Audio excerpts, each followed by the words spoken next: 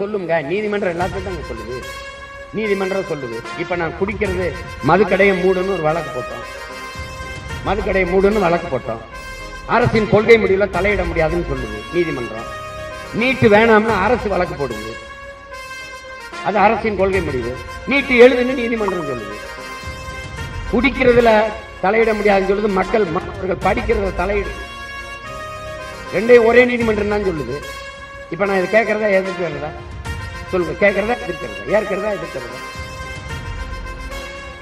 அரசின் கொள்கை முடிவுல தலையிட முடியாது, டாஸ்மார்க்க மூட முடியாது, மூட சொல்ல முடியாதுன்னு சொல்லுது.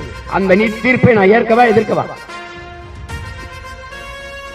நீ நீதிமன்றத்தின் வாயிலாக சொல்ல வைக்கிற மனச்சான்றுன்னு ஒண்ணு இருக்கு தம்பி.